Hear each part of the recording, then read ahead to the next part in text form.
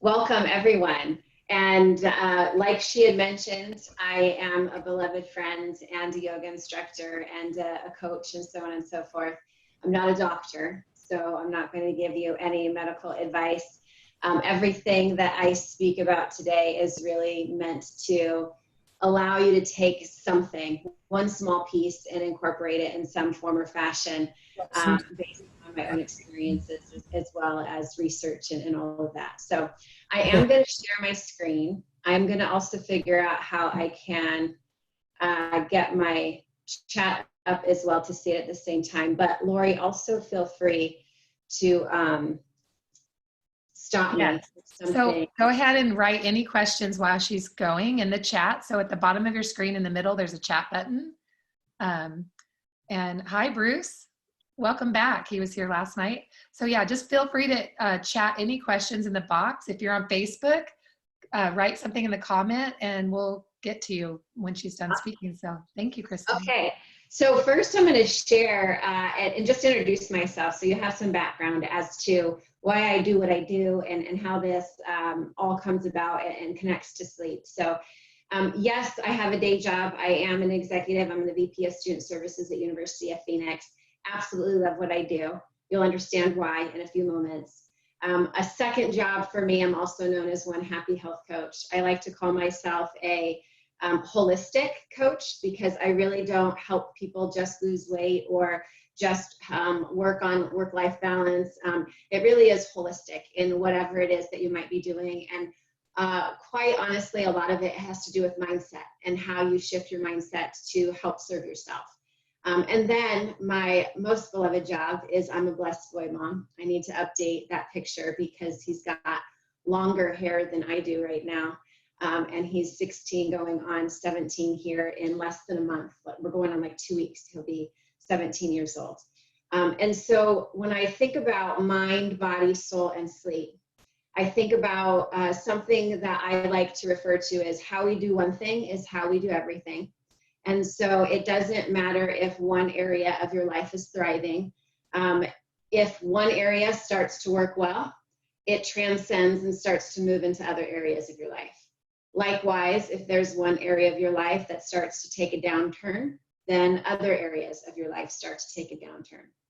And so these three roles that I have up here might be my three primary roles, but there's many other facets and aspects to my life, just as I'm sure each one of you can think about your variety of roles that you play at any given moment on any given day, and they all have a connection to each other in some form or fashion. And so I believe that body, mind, soul, and sleep all are connected. And so clearly Laurie has developed her entire career around how to sleep better. And I will tell you that I believe sleep is the cornerstone of any well-working or well-oiled machine that we operate in called this body on earth. And there's many things that we do that actually sabotages our sleep. So I am going to talk a little bit about how we can do some things differently with our mind, differently with our body, and differently with our soul in order to help our sleep. And again, my intention is for you to just take one nugget, something that works for you that you can practice and try. Clearly, can't take everything. And if there's anything that doesn't work for you, then leave it, leave the rest. So you're in the right place if sleep is important to you and you want to improve upon that, have better quality or more of it, that your mind sometimes may stay busy, causing you to have sleep interruptions or trouble sleeping. And if you want to discover ways that your mind, body, and what you eat can help you with a good night's sleep, but most importantly, that you actually want to do something about it. There is something that we have to be extremely honest with ourselves, and that's the sense that sometimes we like to talk about how we have a problem, but we don't really ever want to do anything about it. So everything that I say today can go in one ear and out the other if you don't actually act upon it. All right, so getting into how we do one thing is how we do everything. I've used this slide in a variety of different talks. I've got some that are around how you maximize your time, how you increase your energy, how you self-coach yourself. And this is really the starting point of all of it. we usually decide that we need to take action because something is not going right. There's some kind of stressor. And quite honestly, in this time of our lives, we're feeling either overwhelmed, stressed out, burnt out, or all of the above. Can you relate at all at any given point? Yes.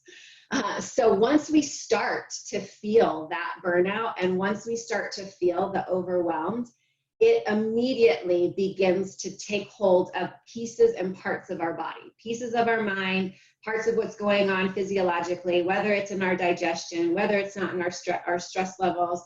And so that, whether we like to admit it or not, has an actual impact to what our performance looks like. And that's performance of any role, any of the family roles that you play, personal, professional, friendships. There's some type of reduced productivity. There's some type of sapped energy. There's usually some sense of helpless and worry or anxiousness, hopelessness. We get cynical, we get resentful. And that then spills into every area of our life. And in this case, for our topic tonight, it spills into our sleep. So there's three main challenges that I see. And we actually have more power than we think to be able to control some of those. And the first challenge, and the most difficult one, and the one that we'll probably spend the most time on, is giving our thoughts all of our power. It's what we make our thoughts mean that can become self-sabotage behavior for us. Laurie has heard me talk about self-sabotage in some of our previous conversations. And so how many of you have ever had something to where you just can't get to sleep at night? We all have, yes. And so I want to use a couple of different examples. So think about separating the idea that you have thoughts from the fact that first you have awareness. So you're aware of something, you notice something, and then you also have parts of your mind. But I'm going to ask you to kind of separate your awareness from the parts of your mind. So think about a time when you've been sad, when you've been happy, relaxed, angry, anxious, fearful, any of those. And there's sometimes a circumstance that happened that causes us to feel that, but we're aware that we're having that feeling. But if you think about your mind as like different compartments, you aren't necessarily really sad. You're just in that part of your mind that recognizes sadness. At the same time that you're feeling sad, you still have parts of your mind that are happy, parts of your mind that are angry, parts of your mind that are anxious. You just may not be feeling them in that particular moment because you're aware of the sadness you're feeling. And another example, I'll speak to one personally. I often use the fact that part of my story is that I lost my husband at a very young age. And I achieved to show myself that I could take care of myself and I could take care of my son. And in moments along that path, I could feel completely accomplished, completely excited and passionate, and at the same time, still be grieving and sad. And so I was a little bit perplexed. I'm like, how can I be feeling two opposite things at the exact same time? But I think this helps explain it. I was aware of different parts of my mind being alive at the same time. So if you can wrap your brain around that concept, and then, oh, by the way, we have thoughts about all of that.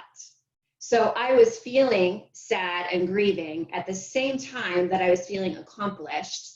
And you better believe I had thoughts about that. Thoughts about, I kind of feel guilty that I'm happy. Shouldn't I still be sad and be grieving? Part of it feeling like, oh, wait a second, I don't want to be sad. I'm sick and tired of being sad. So we definitely start to think about what it is that we're thinking. And that's when we start to sabotage ourselves. We give those thoughts too much power. And at the end of the night, when your body is actually able to stop and pause and go to sleep, or supposed to be sleeping, that's when all of your awareness starts to increase. So as your awareness increases, all the parts of your mind start to come alive again. And then you start thinking about all of those things that you're aware of. Following? Sound true? Resonating? Awesome. Okay, so I'm going to use stress as an example because everyone can relate to some form of stress. And some of you who know me and have visited some of my other talks, we've talked about this one before. Anything that is within control is good. It's when it's out of control that it's bad. And so stress, we know, is the most basic form of resiliency. Think about rubber bands, think about the whole idea of fight or flight. The concept of stress is meant to protect you and to keep you safe, and it is the most basic form of resiliency. It's when it's out of control that it becomes a bad thing. So fire is very good. It provides us heat. It allows us to cook. When it's out of control and it's a brush fire, it's not good. Personality traits, all of them are good when they're contained and they're in control. And when somebody's an aggressive person, that can allow them to achieve a lot and accomplish a lot and get things done. When that is out of control, that can make others feel stifled. So everything is good when it's within control. It's when we allow it to get out of control that it doesn't serve us any longer. And so if you think of that concept with stress and you try to say, well, I understand that, so how do I become unstressed? These are some things that actually come up when you Google how to de-stress. And I don't know about you, some of them make me laugh. Some of them are like, what in the world, slow things down. Okay, if I knew how to do that, I would, right? I can't really control some of the things that are in my life. Exercise, yes, you could do that. Yes, it helps to a certain degree. Get in the green, not even sure what that means or how you go about telling or teaching somebody how to do that. Smiling, that actually works. We're going to talk about that. Standing upright, that actually works. We're going to talk about that one as well. Trying to see stress as a challenge. I want to talk about this one a little bit because this is on the tip of the iceberg of what I'm meaning around how do we look at stress and what do we make it mean in our life and how do we give it power or how do we dispel its power and take back our power. So it would be easiest if you could just say, just stop it. Just stop it. I'm laying in bed. My mind starts to go all over the place. I'm aware of all the things that I need. Just stop it. And then it goes away. But that's not how our mind works. As soon as we tell ourselves, don't think orange, what's the first thing you think of? Orange. As soon as you say don't do something, you do it. And so I like to think about stress in terms of how it actually starts. There's usually a circumstance that happens. And that circumstance is either something we can or can't control. Most of the time it causes us stress because we can't control it. So there's a circumstance outside of us that happens in life that causes us to think something and to feel something when that circumstance happens. And those thoughts and those feelings drive our actions. And so we end up doing something because of that. So using the sleep example, I'm laying down, I have awareness of all these things in my mind that are going on. I'm going to think something. I might be feeling stressed, especially if it's maybe I can't fall asleep. Maybe it's I'm asleep and I woke up at 2:30 and that's when my mind starts to be busy and I think, oh my gosh, my alarm clock's going to go off. I'm going to be so tired. So you start to think something. Are you thinking that my mind's really busy? I feel anxious. I'm acknowledging how I'm feeling. And I'm going to solve for it tomorrow. You're wrapping it up. You're not solving it right then and there, but you're saying, I acknowledge where I'm at. I'm going to notice where I'm at, but I'm not going to do anything with it. I'm not going to take action. I'm going to put it away and I'm going to solve it for tomorrow. And I'm going to trust that I'm going to have a good night's sleep versus I'm so stressed, I can't sleep. I'm so overwhelmed. I'm going to be so tired tomorrow. And that adds more thoughts. That adds more space, more awareness to the stressful thoughts and the anxiety. So the second self-talk that you're having with yourself actually gives the stress more power and takes away your ability to say, no, I'm in control here. I'm going to practice letting it go. And I use the word practice because some of you might be saying, Well, that sounds all great and dandy, Kristen, but you know, when it comes to be 2:30 in the morning and this is actually happening, it's just not so easy as saying, my mind's busy, I'm going to solve it tomorrow. I realize that because I've been there, but it's practice. It's being able to stop and say, what's happening and going on right now? And what am I choosing to do with it versus going into automatic pilot and going into the habitual mode that your body has always done. Because the whole reason why your mind is busy is it's your ego trying to protect you, and it's noticing that you're getting riled up, and the ego says, I want to protect you from this. So I'm going to give you all these other thoughts that are going to make you try and fight or flee from it. But the reality is it can't decipher whether or not one of those two things is going to help. So the more that you can pause and say, okay, I notice what I'm feeling. It may or may not work, but I'm going to try it. I'm going to have a different thought. I'm going to apply that now, and I'm going to practice. So there's one challenge. Challenge number 2 is fueling our body and serving our body. So it's not really just about the food that you eat, it's why you eat it. It is also recognizing that we say all the time that life is short, but in reality, it's not. It's just finite. It ends. And what happens is that sometimes we take a look at the things that we know will give us grace, and we take advantage of those things. So we know that we have this, well, first I'll use a different example. We know we have a family member that knows us inside and out, and they are going to be gracious to our shortcomings. And so we will take advantage, not necessarily intentionally and not meaning anything negative. We may take advantage of that grace because we don't realize or think that life's finite. We see them all the time. We know we're going to be with them next week. And then we think that, well, that's okay because I'm going to see them next week. But your boss may not give you the same grace. So it might be easier to allow yourself to work longer hours and to do something at work when you know your priority maybe should be at home. That's a very common example that a lot of us feel, because we're living as if life is short and not finite. But the reality is, if I were to tell you, you're going to spend 10 years in prison, that doesn't seem short. That's going to be a really long time. So in reality, life is really long. Think about it from your body standpoint. Life is really long, and you get one body. And so how we are serving our body so that it can continue to do miraculous things for us, that is a challenge that we all are faced with, because we have constant things that are desirable and yummy and good and not good for us at all at our disposal at all times.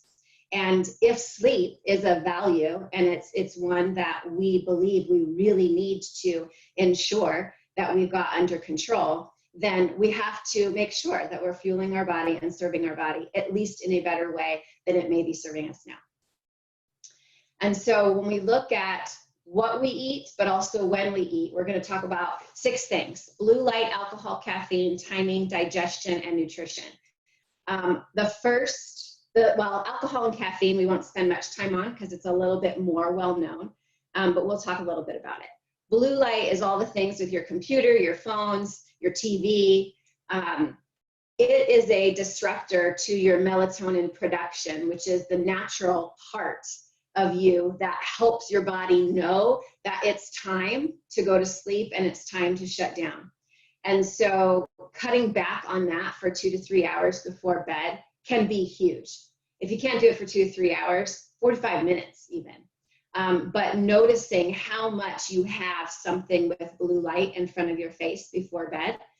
Red light actually affects your circadian rhythm the least. I haven't yet bought red light bulbs or for any night lights at all, but it would be interesting to see what it might look like. I do have one of the salt lamps behind me. Maybe that's kind of red light. But that's a huge one, I have to say, for me, that I personally have to watch. I love to have my phone at my disposal to be like, I get a thought in my head and I want to research something. I'm constantly on my phone looking at it.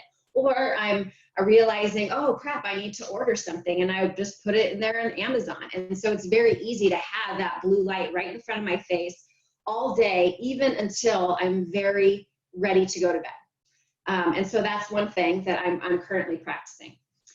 Something else to think about is that tryptophan is naturally occurring in some foods, and that is a precursor and helps to release melatonin. So if you like nuts and turkey, those are great sources of tryptophan, and you can be eating those and they can help actually release melatonin so that you are timing your body's ability to say, okay, now it's this part of the time of the day where I start to get tired and I'm able to fall asleep and all of that. Bananas, kiwi, and tart cherry, they also have naturally occurring melatonin. Tart cherry is kind of it was pretty popular last year and kind of touted as a really great antioxidant and something to help you sleep. I've just recently seen it kind of come out again as something to have. And then the kiwis I just read about, that's a brand new one for me. I believe Kindle light is low enough and okay, yes. And you also have settings on your phone as well that you can have them decrease the light, and you can turn on, like I think I started having mine do the little where it's black, which I hate, so it's hard for me to get used to, but I started turning that on at 5 o'clock. So I can really, as a reminder, more it's like the visual trigger of like, okay, Kristen, watch how much you're actually on your phone. The Kindle is a good one to mention though, especially for people that like to read before you go to bed. Okay, timing. So eating right before bed is really asking your body to multitask.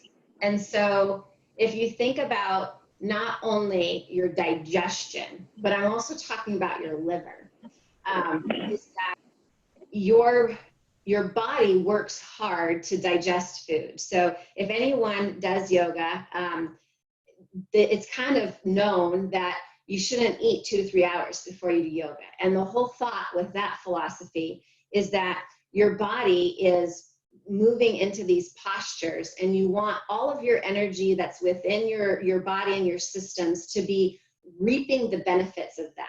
But what is, the minute I put food in my body is signaled to send everything to digestion. It's also part of the reason why alcohol makes you fat. So when you have alcohol, your body signals and knows that it has a toxin in your body, and your digestive system doesn't need to digest the alcohol. Your liver needs to digest the alcohol. So your body says, hold on, you just had a Big Mac and fries and a couple beers. I need to take care of this beer first before I can do anything with this food.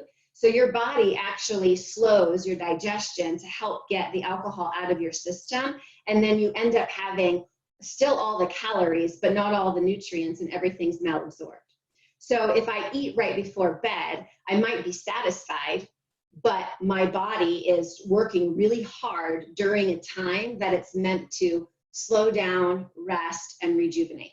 And your liver's main rejuvenation time is in the wee hours of the morning, from like 2 to 5. Food can take 6 to 8 hours to actually pass through. So if you can wait 2 to 3 hours before bed, that's ideal. Digestion, high fiber foods. I'm a huge fan of fiber for many reasons. The same reasons that it's good for you is the same reasons that it can help with your sleep. The main goal or the main benefit of fiber is that it stabilizes your blood sugar. So if you're able to, our blood sugar constantly will go like this, no matter what, unless we are eating things in combination that are keeping it balanced. So anytime you have, that's why they say fruit is better than if I were to have a lollipop. It might have the same gram of sugar, but when I have a piece of fruit and I have the whole fruit, I'm also having the fiber with it. And so that fiber slows the blood sugar's ability to actually absorb and completely go through the body. It goes at a slower rate. And so therefore you also feel a little bit more satisfied, and digestion all the way around just gives you nice healthy poops. And if your digestion is good, then it can rest while you're sleeping. It's going to help promote a good night's sleep. Last one is that it's a little unknown right now of whether or not, like, is it chicken or the egg? But there are more and more studies that link poor nutrition to poor sleep. And so it's not sure that if you have inadequate sleep, it leads to insufficient nutrients, or if you have insufficient nutrients, it leads to worse sleep. But there's definitely a connection. And there's a connection in some main vitamins and minerals. Vitamin A, D, B1, magnesium, which I think a lot of us have heard about when it comes to sleep, zinc, phosphorus, calcium, and niacin. And so I wrote in some of the, you can do this through supplementation if you prefer, or you can have foods that are just high in these. Magnesium is very well known to help with sleep and to keep with sleep, but it's also very good for just kind of helping maintain some of the anxiousness as well. And then the last one, okay, this one might seem like a stretch, but if you subscribe to how you do one thing is how you do everything, and you also subscribe to there's a connection between all parts of our body, stress and anxiety and all of those other feelings that can become debilitating, they really can wreak havoc on everything. Sleep, digestion, they really are like the devil, in my opinion. And so learning how to manage your energy, and by that I mean, what are you like when you're at your best, can be life-changing for any circumstance that you're battling, including sleep. And so we hear a lot, manage your time. I would argue that you should manage your energy, not your time, because everyone has the same 24 hours in a day. You can maximize your time because and use more of the 24 hours, but you still only get 24 hours and you don't ever get any more. I guess maybe unless you hop on a plane and you like skip time zones, then you can maybe get more than 24 hours in your day. But energy is not finite. I can systematically do things for myself, with my body, with what I eat, with how I choose to live my life, with the habits and rituals that I choose to have. I can systematically increase my energy. And I can have more energy than somebody else because of that. And so understanding and knowing what that means for you can be amazing when it comes to actually laying down and going to sleep. So I already talked about some of it. Earlier bedtime, we can try that, but if you're not tired and your mind is busy, that's not going to work. You're going to have to deploy some other kind of things. But I'm talking about more the rituals and the routines that do make you feel better. So I will share, I have some very intentional rituals that I do because I know that they have so much value for me. I would much rather do them than not. And I'll tell you, they've changed since this whole COVID and working from home. It's been a little bit glorious. I've always been a morning person and I've always liked a lot of morning time. And I know if I get my workout in the morning, then I definitely feel better. But because I'm home all day, I definitely feel like there is no desire for me to get up and start working right away. It's like I need that little break to have my morning time. And so I will get my ass up earlier because I want to have that time. And it's so valuable and important, but it's an intentional ritual. I have special drinks that I have during the morning. I have my books that I read. I have my meditation that I do. I have my watering plants outside that I do. I have my exercises that I can pick from. And so I have very intentional rituals. Earlier bedtime, for me, I know if I go to bed, I try to shoot for the 8 hours. I try to make sleep more important than getting that next thing done. In fact, I've even gone so far to say that my work day ended late. James and I were going to make some other kind of food for our dinner. Screw that. We're just going to have leftovers because that's going to take 20 minutes to eat instead of 2 hours to make the meal and do all the cleanup. And that's going to allow me to make sure I go to bed on time. So there's choices and there's concessions sometimes to the things that you choose to do for your energy. These are just some examples of routines or rituals that you can choose to have. But I would challenge, and maybe you can do it right now, is just close your eyes for a moment or look down or stare off into space and just think about a time when you felt amazing. absolutely amazing. Your chest was lighter, your shoulders were back, you were standing tall, you felt on top of the world, you were light. It's like you had all this energy, you were just so light, almost as if you were floating, but you were grounded. Grounded in what you were doing, grounded in how you showed up for the world, and you just felt amazing. I got this, I'm awesome, I'm a rock star. I think we all have a moment where we feel like that. And now kind of think about, what were you doing?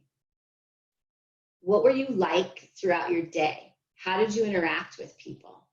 What did you say? What did you not say? If picture yourself in a setting where there were other people around, what did they notice of you? And how did you show up, not only for yourself, but for other people? And so I always like to say, you can open your eyes whenever you'd like, do more of those things. There was something that you were doing that contributed to you being at your best. Something in your life, some actions that you were taking, some habit that you had, some routine that you were doing that you know just served you so well. And those are the things that are really easy to let go when life gets busy. And those are the things that also, if you think about it, are a disservice to other people if you don't do them. So we sometimes say that my kids have soccer practice, so I'm going to go take them to that, and therefore I can't do this thing for myself. I have this deadline I need to meet, so that thing that really makes me happy, I'm going to put that off to the side. And it goes back to that whole life is finite thing. But when you think about what you're like at your best, every single person that you interact with gets you at your best, which means you are better and less selfish to other people when you're at your best, because they get 100% of you. They don't get the half-ass of you. So that's what I mean when I talk about by energy. And there's mind and body. We talked a little bit about mind. We talked a little bit about body. I'm going to come down to 6 steps that are really like tactical, that you can actually practice if you want. And we can add more in the chat as well. And I want to make sure that we end early so we've got some good conversation time as well. Emotions and spirit are the last 2. And emotions are really understanding what you're feeling and what triggers those feelings. It's not about not feeling the yucky things. It's about what you do to bring yourself back to feeling the way that you know you want to feel in order to serve yourself and your life the way that you want. And so that's where the smiling comes in. And that's where the looking at things as a challenge comes in. Because I don't know about you, but if you have ever smiled at somebody else, what do? Smile right back. And I actually tried this. My friends were actually calling me Forrest Gump. It was pretty funny. But I like to ride my bike. And sometimes when I go for a walk, I'll say hi, but I tend to have a softer voice. So sometimes I don't say it loud enough for people to really know that I say hi. So they don't always say hi back. And so then now with this whole social distancing thing, you're so far away from people. So I was riding my bike into downtown Gilbert one day, and I was like, I'm just going to start waving. I'm going to wave and I'm going to see what happens. Oh my gosh, it's my new favorite. I'm going to do that in addition to my smile, but I don't know that I need the hi, because when I say hi, people sometimes like make eye contact. Sometimes they don't. Sometimes they ignore you. Sometimes they say hi back. When you wave to somebody, like they're light, their face lights up and they wave right back, always, every single time. I did like this wave better than this one. We decided that. And then this one was kind of like, I don't know that I really like it. So this is my wave, and I do it all the time now. I'm trying to make it more of a habit, and I swear, I think it makes people happier than just saying hello. But that lifts my emotions. I can be feeling like I don't want to people today, and it just is like kind of a bad side of the bed day, and I go for a walk and I force myself to wave. That lifts my emotions. So there's things that you can do even when you're not feeling it. because I'm aware of a different area of my mind than I was 2 seconds ago when I was thinking that it was just kind of an day. And then the spirit is really those things that are just you. Like we all have a vibe.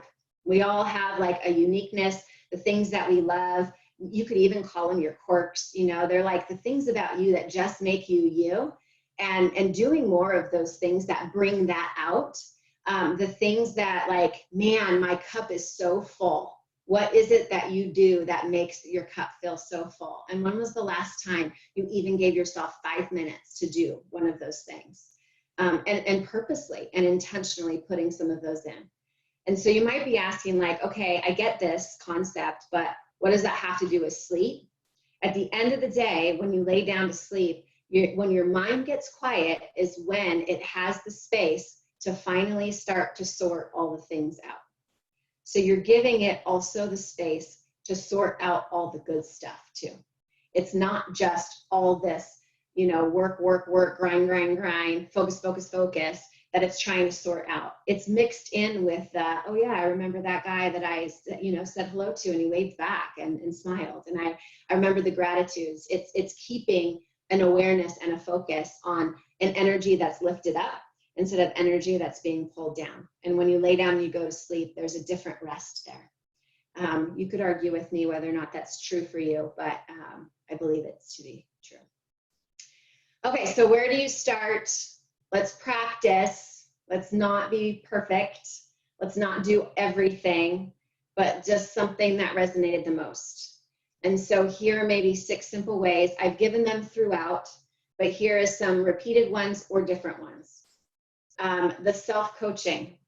What's a new thought that you can have about a circumstance? So sometimes for me, I have like there's one thing that's definitely on my mind. And it usually is when there's like an issue that's unresolved or a conflict with someone that I like harmony. I want harmony. And if there isn't harmony yet, I will ruminate on the same circumstance and the same interaction over and over and over again. What was my wrongs? How could I show up differently? What might I do tomorrow? And, you know, like, what could I have as a new thought about that circumstance? And so this, you know, so-and-so is driving me absolutely nuts. I can't handle it, right? What's a new thought? I'm working my way toward a better relationship with so-and-so. But it's got to be one you can believe. It's got to be one you can believe. I like so-and-so. I'm not there yet. I can't believe that. So I'm not going to pick that thought. Pick something that's just a notch better than how you were feeling before, and it be something that you can believe. And it's like a new affirmation with yourself for those circumstances that just keep ruminating for you. Another one is to give time to work out your worries. This has been a game changer for me in the last 3 to 5 years. I was in a place where working in my job, I was also single mom, and I got home from work probably about 5:30 or 6. I would do dinner, homework, all that good stuff. Son would go to bed. I would hop back on and I would work from like 10:30 until about 2:30 in the morning. Talk about not really good for your sleep, let alone a whole host of other things. And I really had kind of like a verge of a breakdown. And that's when I realized life isn't short, it's finite. And this isn't how I want to be spending it. And this is not sustainable. I need to figure something out. And so I started thinking about the things, because it constantly was the next to do that I have to do the next day that was happening when I would go to bed. And so that's when I started to think about like, okay, Kristen, that does need to be solved, but now is just not the time to do it. And I don't know what your guys' work day looks like or how you get things scheduled, but I've got a lot of meetings and I have a lot of things scheduled within what I would call my work day. And so it was a very easy concept for me to say, okay, I'm just going to schedule that time. I will do the presentation for that next thing. I don't have it done, no, but I have time set aside on my calendar to finish it. So when I have that time, that's when I'm going to figure out the problem to this thing. So you're scheduling that time to solve the problems instead of wasting your time when you should be sleeping, trying to think about how busy your mind is and worrying about it. Notice, I would stretch it and be a little bit more intense and say, like, stop self-sabotaging yourself with the known sleep inhibitors, the blue light, alcohol, and caffeine. If you know that's one of those is detrimental for you, like, what really are you doing to self-sabotage, versus how can you maybe cut back? Can you still have your drinks but have them earlier? Can you have one less drink?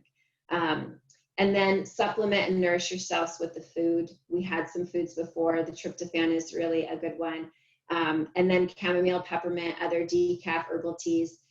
They really do have a soothing and relaxing effect on the body. If you're somebody that likes to have a hot drink, or you can even have them cold. And then take inventory on your energy. Here's some additional ways for your mind. Do your high concentration tasks away from your phone and your email. Use designated time for different email.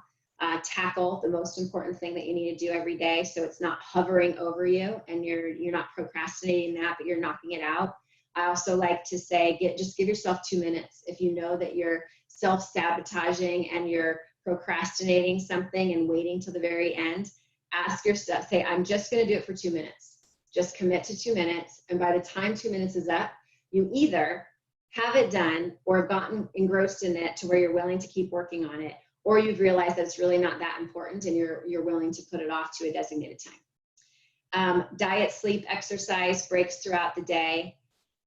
There is something to be said for, like, the kids that are really, really wound up, like they're so wound up and they won't go to bed at night. You do that same thing to yourself when you don't give yourself a break throughout the day. That's the whole point of this whole managing your energy piece, is to keep yourself kind of stabilized instead of this constant cortisol levels, up the roof. Emotional energy, negativity, increasing your positive emotions, practice awareness, smile, and then the spiritual. The power down hour, that one's pretty fun. It will challenge your, am I important enough? Because some of us like to say, I don't know, I've got a lot that I need to get done, giving myself a whole hour before bed to unwind and do things that are good for me. Well, maybe then you make it a half hour. Maybe you make it 10 minutes. Think about it. And then know the tasks that give you energy. So we tend to let ourselves do the things we know we have to do, but there's also things that give us energy where you just feel more bright, vibrant. Do more of those, and take inventory, like we did, about what you're like when you're at your best. Gratitudes are also an excellent one. And then this last one you can do anytime, anywhere. If you're woken up, if you can't get to sleep, it's one we often forget, and breathe. There's many ways you can do it. A very simple one is you just take an inhale and you count as you inhale. And so you realize how many counts it took for you to inhale completely.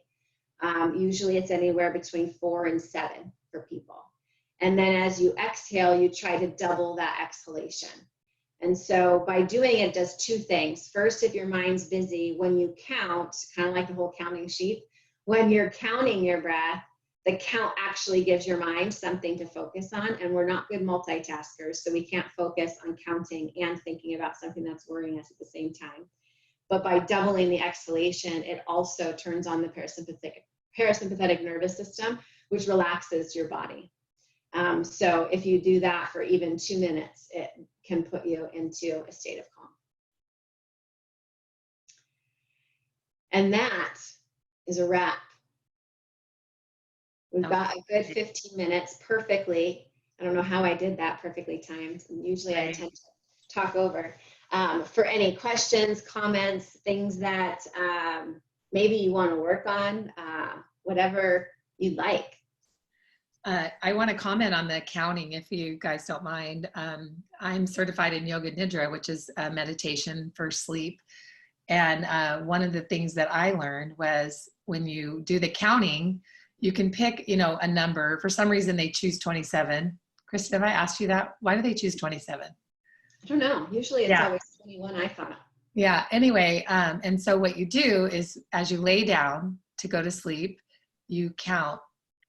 Inhaling 27, exhaling 27, inhaling Mm. 6, exhaling 26. So you count backwards as you inhale, but use the same number for each inhale and exhale, and most people don't make it to like 20.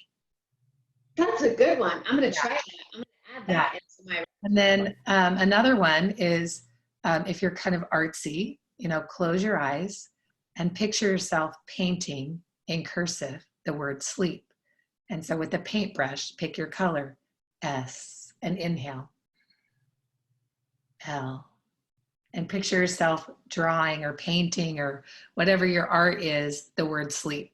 And so those are two really easy things. And I always tell everybody, breath is the power that keeps this whole entire body going. Our breath is the first thing we do when we enter the earth. It's the last thing we do when we leave the earth. And all those breaths in between are involuntary, but have so much power. Yes. To operate this entire machine for how many years. Look at all the power. I mean, I have literally, with my breath, healed myself of chronic pain because there's an energy diffusion technique that I've learned. I've had cancer twice. I've imagined my cells multiplying radiant, healthy cells. I mean, there's just so much power in our breath and our minds. And when you come get diagnosed with insomnia, all it is, this is what it is. The medical diagnosis of insomnia is this, the inability to escape your thoughts. That's all it is. So those were such great tips, Kristen. Thank you. You're such a beautiful person. Who has questions? Let's answer.